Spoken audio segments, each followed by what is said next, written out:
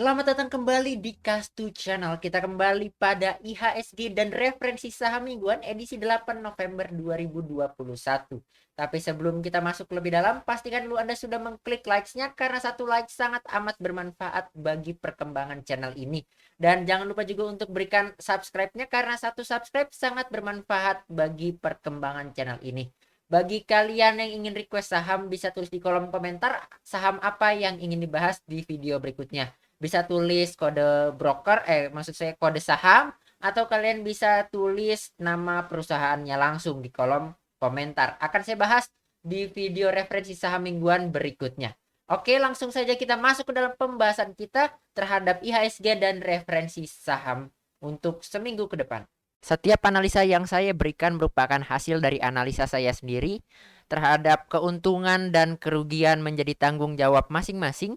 Saya tidak dibayar oleh siapapun dengan apapun yang terlihat pada video ini. Atas perhatian dan kerjasamanya saya ucapkan terima kasih. Oke, kita sudah berada di IDX Composite Index atau di IHSG ya, di TradingView namanya Composite. Nah, kita tahu di sini hari ini itu video dibuat pada tanggal 5 November 2021. Baru close juga Bursa Efek Indonesia baru close pasar hari ini tadi jam 3. Dan bisa kita lihat di sini bahwa kemarin di sekitaran tanggal 4 dan tanggal 3 itu menciptakan gap yang cukup besar, yang untungnya puji Tuhan di hari ini tanggal 5 November sudah ditutup oleh shadow. Tadi beberapa lama dia itu sempat menutup dari gap tersebut di level 6.500 dan akhirnya dia di close di level 6.581 rupiah. Nah, posisinya saat ini itu cukup baik, mengingat kita tahu bahwa dia ini close tepat berada di garis dari support, di garis support dari ini ya, garis support dari IHSG yaitu di level 6.575. Daerah situ adalah support, minor support sebetulnya bagi IHSG. Dan untuk kemungkinan di hari Senin adalah dia ini memiliki kemungkinan untuk bergerak naik, karena kita tahu bahwa di 2 minggu lalu saya pernah bikin video terhadap IHSG ini juga, bahwa IHSG ini target support untuk target koreksi itu sebetulnya di level 6.465. Tapi ternyata di tanggal 2 November dan tanggal 3 November itu dia hanya kepantul paling rendah low-nya itu di level 6.479, daerah situ kurang lebih. Dan akhirnya dia naik hingga hari ini tanggal 5 itu posisi close di atas dari support di tengah bagian minor support ini. Jadi untuk kemungkinan di hari Senin adalah IHSG berpotensi untuk bergerak naik ke level resistance all time high yaitu di level 6.684 rupiah. Dan untuk seminggu ke depan ini tidak kemungkinan ya tidak naik secara mendadak langsung naik sebesar 1,5% atau 1,6% untuk menembus dari all time high. Dia itu akan melakukan naiknya itu mungkin secara progres ya, secara progres seperti halnya waktu dia itu koreksi di 2 minggu lalu. Ternyata saya pikir dia mau koreksi itu di minggu-minggu awal, akhir-akhir Oktober ya. Ternyata dia itu baru minggu ini itu dia berhasil menyentuh dari target, hampir berhasil untuk menyentuh dari target untuk dia melakukan koreksi.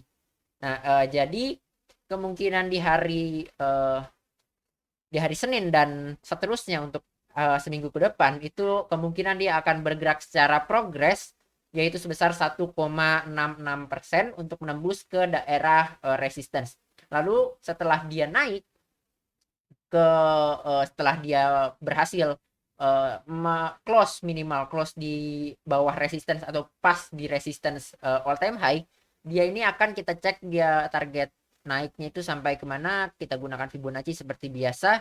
Nah, IHSG ini berpotensi untuk bergerak ke 6.800 rupiah.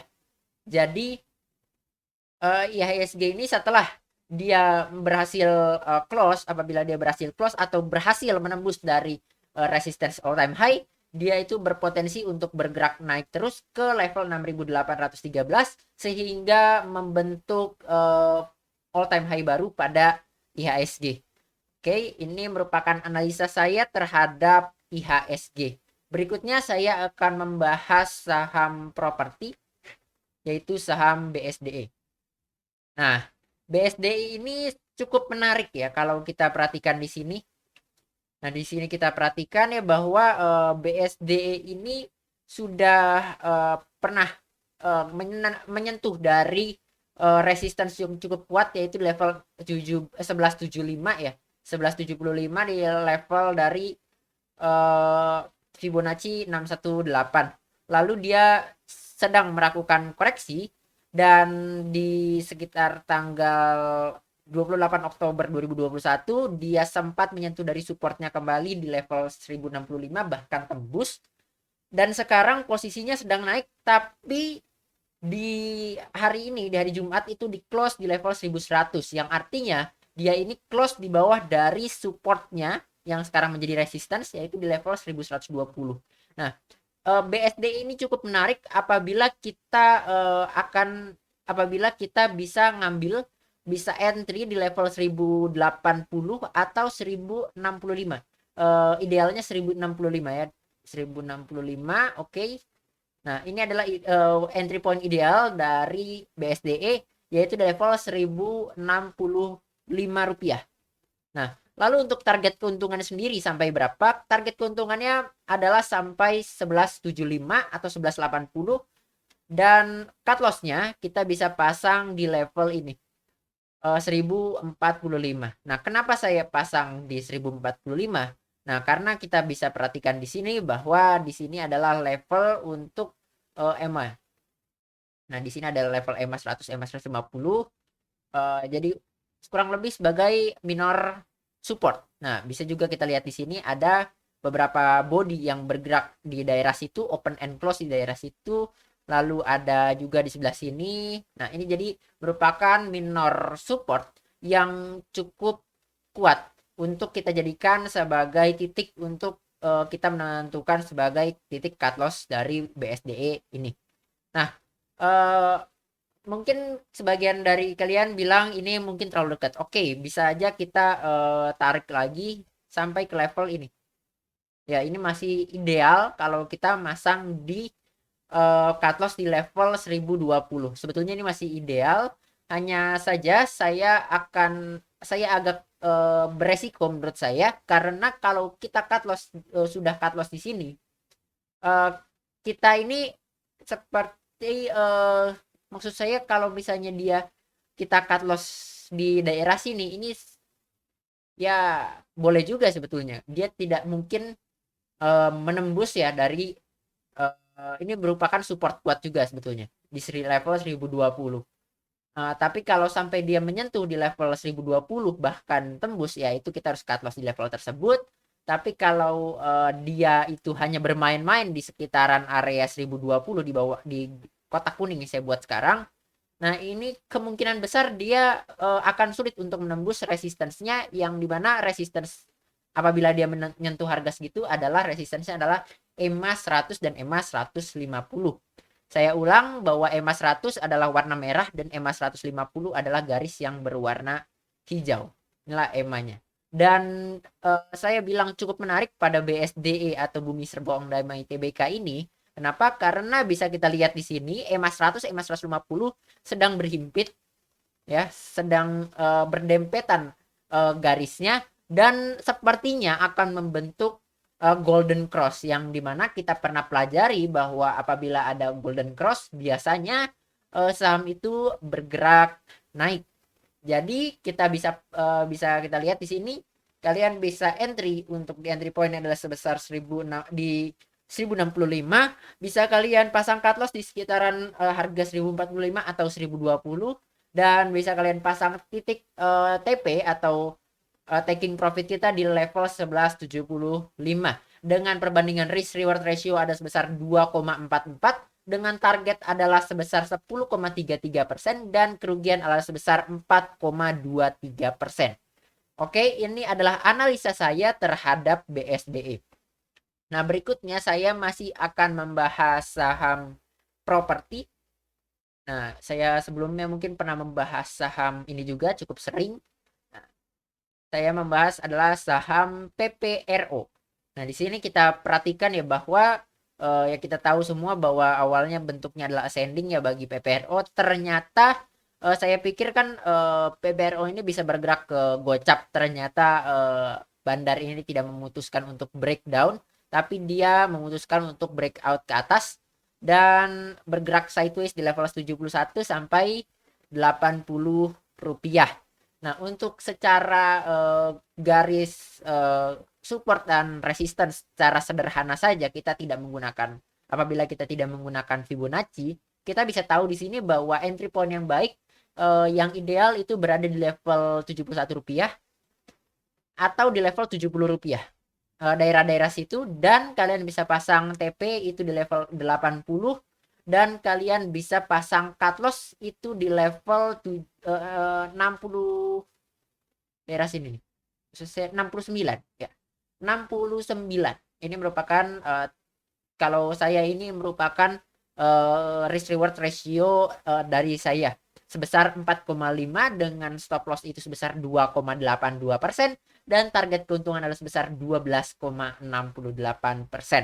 Nah, jadi kalian bisa entry di level 71, TP di 80 dan cut loss di 69. Dan apabila kalian sudah cut loss, misalnya nanti sudah kalian beli lalu kalian cut loss, kalian bisa entry lagi di level 67 rupiah. Tapi 67 rupiah itu tolong berhati-hati, karena kalau sampai dia tembus, apalagi lebih bawah lagi daripada 66, itu berbahaya, dia bisa ke arah 50 rupiah. Nah, kenapa saya bilang ini 71 dan 80? Nah, 71 kita bisa lihat di sini garis warna hijau saya buat. Nah, di sini banyak sekali harga yang bergerak daerah sini. Nah, bisa dilihat ya, ada beberapa banyak sekali body ataupun shadow yang melakukan harga transaksi di daerah sini. Jadi ini merupakan support yang cukup kuat bagi PPRO. Dan kenapa saya bilang 80 sebagai ideal TP? Nah, karena kita bisa lihat di sini juga bahwa waktu tanggal 19 Oktober 2021 belum lama ini dia sempat menyentuh harga tersebut, dan juga beberapa posisi sebelumnya juga banyak sekali harga yang bergerak di daerah harga 80 rupiah. Jadi merupakan resistance yang cukup baik juga bagi PPRO. Tapi bukan hanya 80 yang bisa kita perhatikan sebagai harga TP sebagai resistance dia. Karena ada beberapa lagi nih ya, seperti saya akan tunjukkan di sini. Di sini ada EMA 100, EMA 150.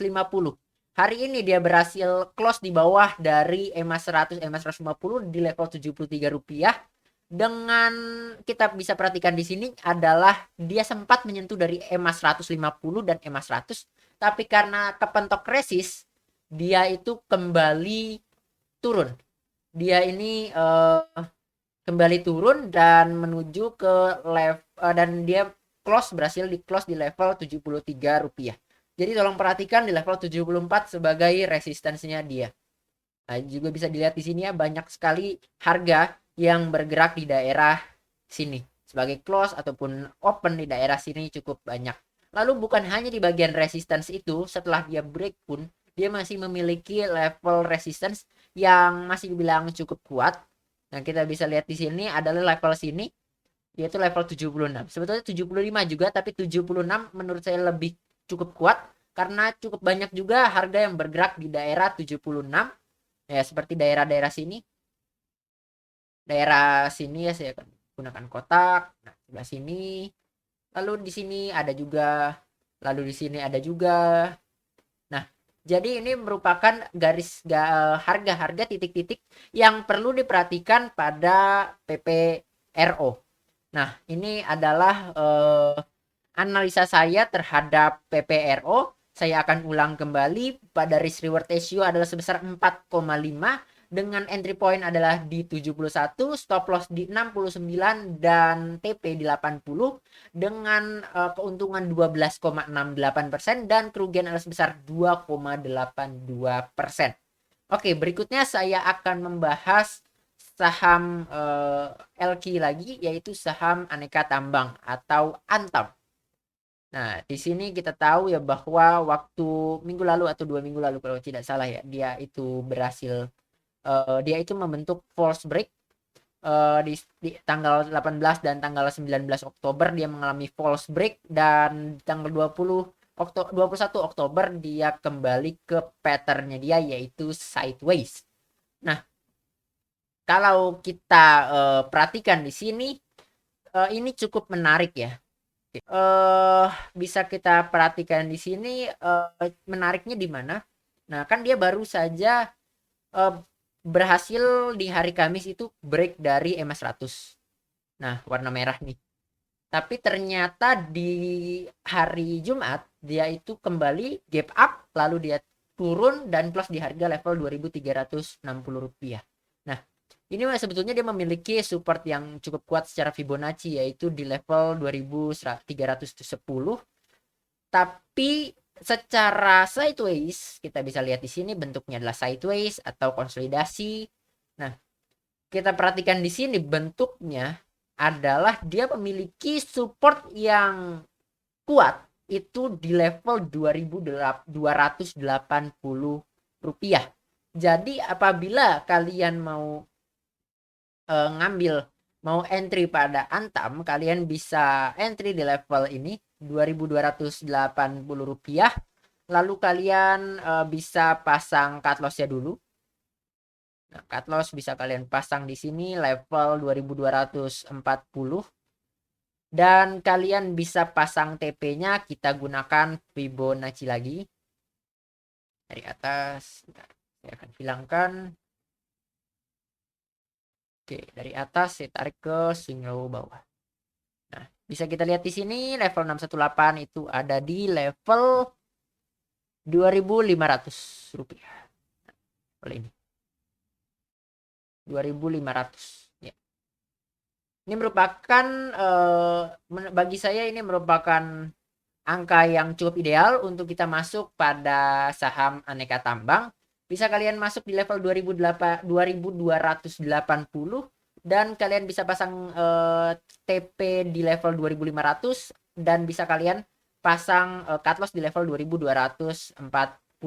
Tapi apabila kita lihat secara garis besar menggunakan Fibonacci, oke, saya akan hapus yang kecil tadi. Dia ini memiliki titik TP itu cukup kuat apabila dia berhasil menembus dari BEP dari situ 2.500, dia ini bisa bergerak ke level 2.600 dan target apabila 2.600 ini berhasil ditembus, maka dia bisa bergerak bullish secara progres itu ke level 2.930. Nah, kalau sebesar ini kita bisa pasang cut loss itu di level segini.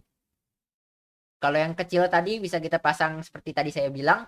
Tapi untuk lebih ideal lagi, apabila kita ngambil Antam itu di level 2.280, untuk entry point tidak berubah, dan untuk TP itu cukup berubah sampai di level 2.930 apabila dia berhasil menembus dari resistance secara sideways, dia double top di sini, lalu ada resistance minor di daerah sini, dan juga dia bisa bergerak langsung ke level Fibonacci 618 di 2930 dengan cut loss itu level 2190 dengan perbandingan risk reward ratio adalah sebesar 7,22 dengan keuntungan adalah sebesar 28,51% dan target kerugian adalah sebesar 3,95%. Oke, sekian dari saya mengenai saham ANTM.